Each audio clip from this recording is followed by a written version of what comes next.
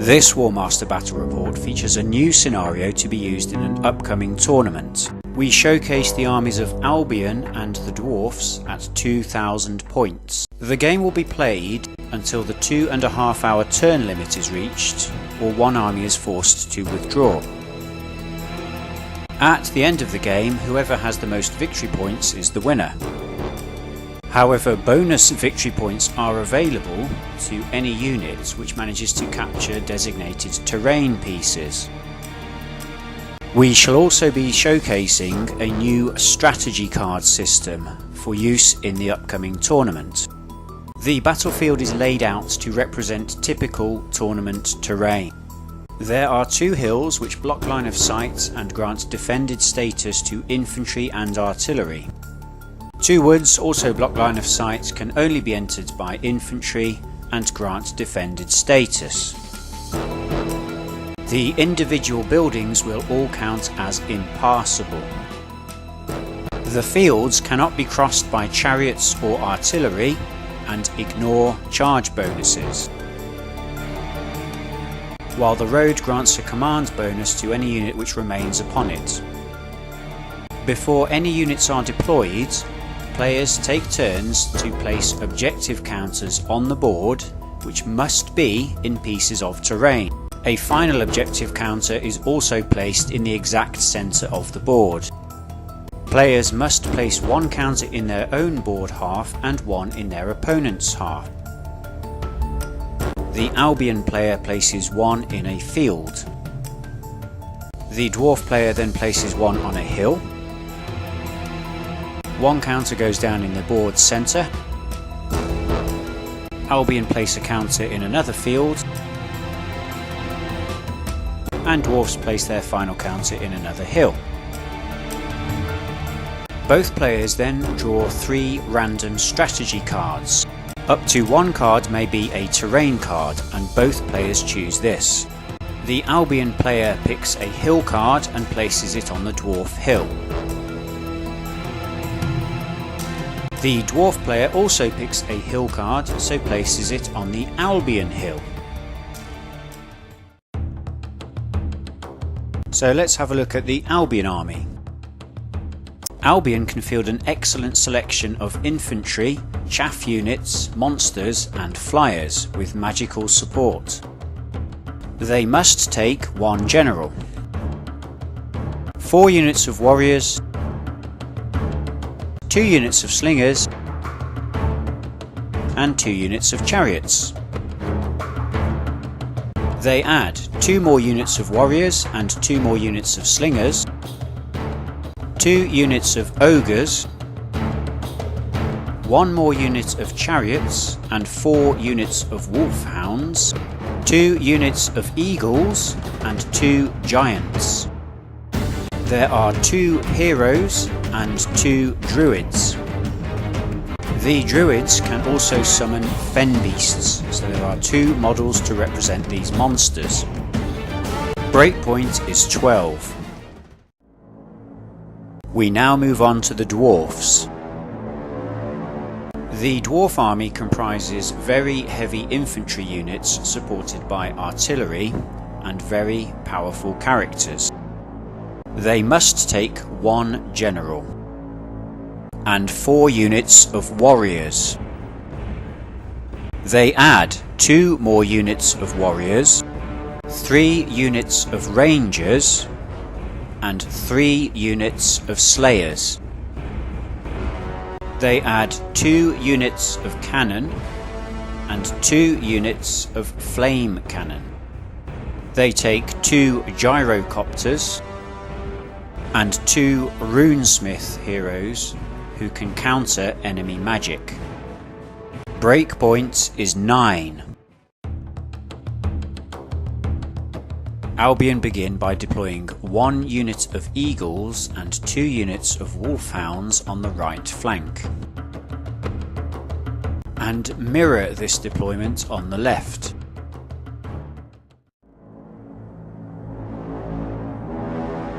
The Dwarfs deploy a strong force of infantry and artillery on their right. Another infantry brigade holds the centre, whilst remaining infantry and flame cannon guard the hill. The Dwarf general commands the right wing, hoping to push forward and grab all the objectives on that flank. Albion place slingers, chariots and infantry on their right. Another infantry brigade holds the centre, leaving slingers to guard the hill on the left. The Albion general deploys centrally to keep a close eye on the two giants. Both armies have employed a refused flank strategy, by concentrating force on their right flank and leaving their left flank deliberately weak.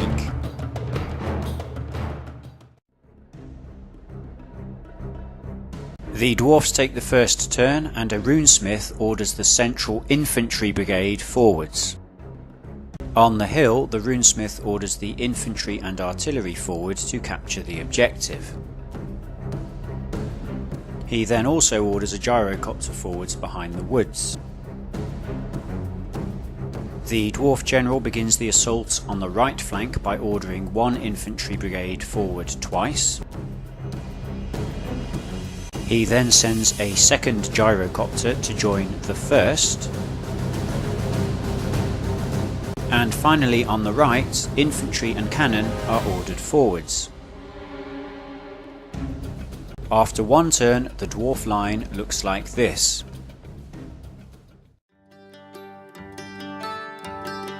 Albion begin by ordering slingers and wolfhounds forwards on their right to capture the objective. On the left, the slingers occupy the hill to secure a second objective. Wolfhounds take cover behind a house to escape the looming cannon. In the centre, a giant accompanies an infantry brigade with chariot support to apply pressure. A second infantry brigade and friendly giant move up on the left.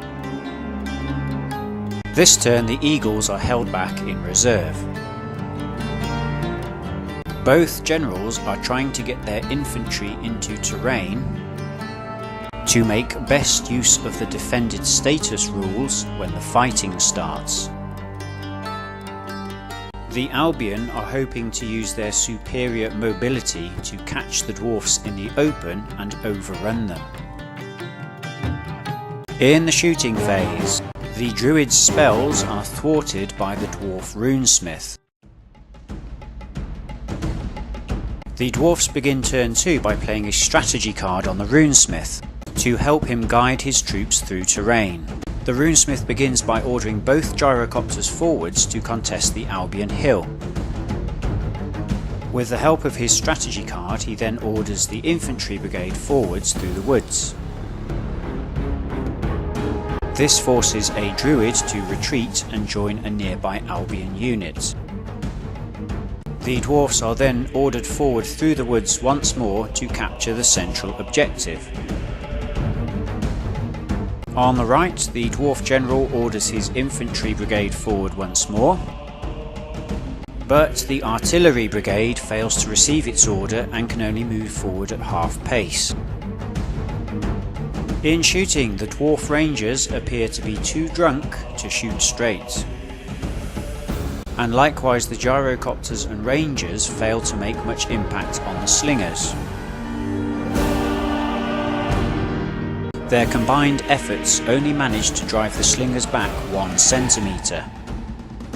At the end of turn 2, the Dwarfs have captured 2 objectives and are contesting a third.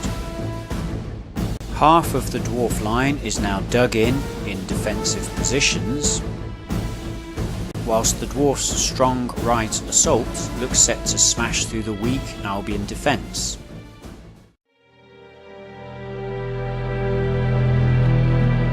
Albion begin by homing back their eagles towards their characters. On the left, a unit of wolfhounds is ordered to attack the gyrocopters but fails to receive the order to charge. On the right, slingers consolidate their objective whilst chariots form a strong right flank. In the centre, the giants lumber forwards, while infantry brigades face off against the dwarfs.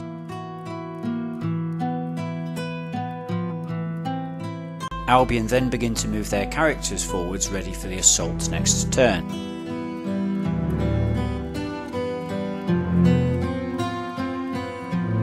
Once again, the dwarf runesmiths dispel all the Albion magic. In shooting, the slingers on the hill manage to confuse a unit of dwarf rangers. And at the end of turn 2, the battle lines look like this.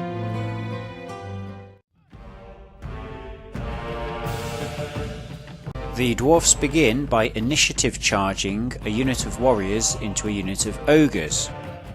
The Albion then play a strategy card to reduce the command level of a dwarf runesmith. The runesmith attempts to order the 2 non-confused dwarf infantry units, but due to the strategy card they fail to receive the order to charge. The second runesmith orders the artillery brigade on the hill to protect their flanks from marauding eagles.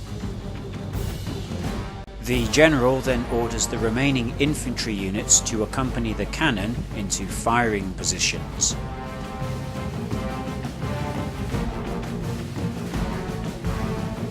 In shooting, the rangers manage to drive off a unit of wolfhounds.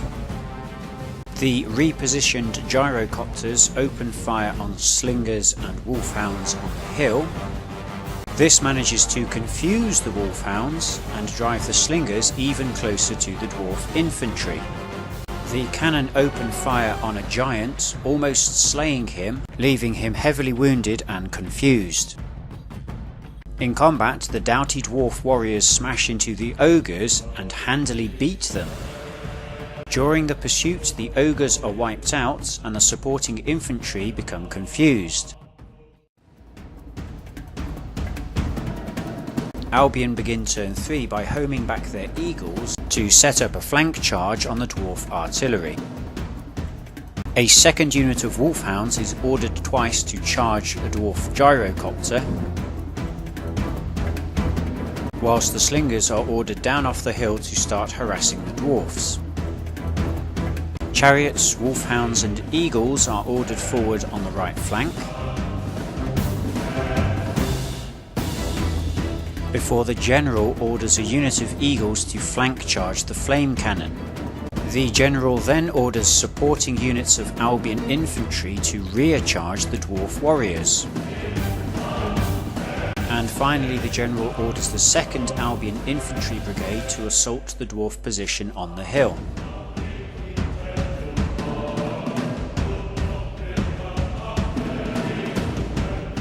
In shooting, the slingers fail to cause any damage to the dwarfs,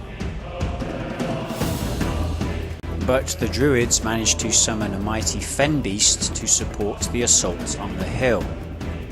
In combat, the Albion play a strategy card on the dwarfs to prevent them using their own card. On the hill, the gyrocopter is quickly overrun by the wolfhounds,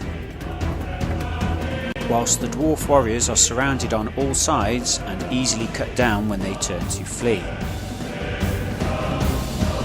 On the hill, the flame cannon is destroyed by the eagles, whilst the infantry fall back from the onslaught of the ogres and the fen beast. The Albion units continue to pursue the dwarfs off the hill, wiping out a unit of rangers in the process.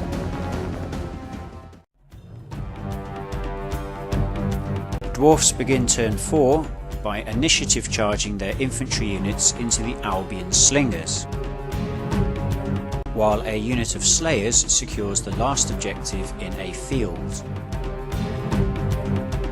The cannon and their accompanying infantry move forwards again, while slayers and rangers are ordered to charge the flank of the Albion infantry. On the hill, the last remaining flame cannon moves away from the fighting to contest the objective. In shooting, the flame cannon releases a spectacular inferno, which causes sufficient damage to make the Albion warriors turn tail and rout.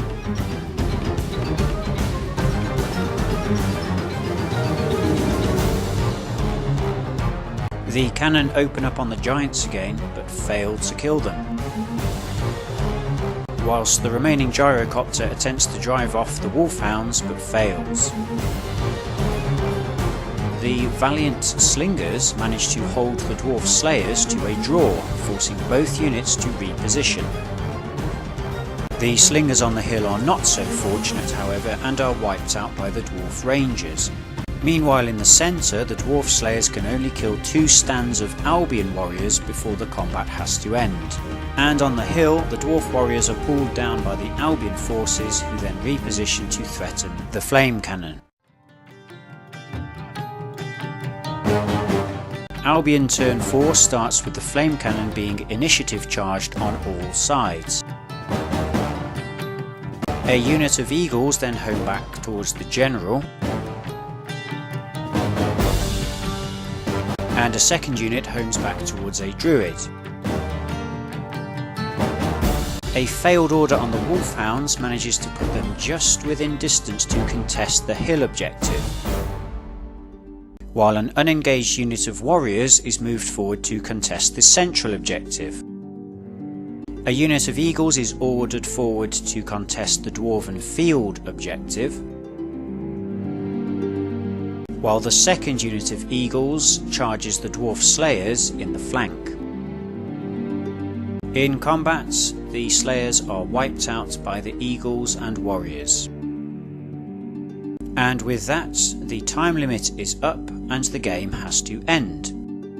Albion have retained control of 1 field objective, captured 1 hill objective, the centre is contested, the second field is contested, and the second hill is contested.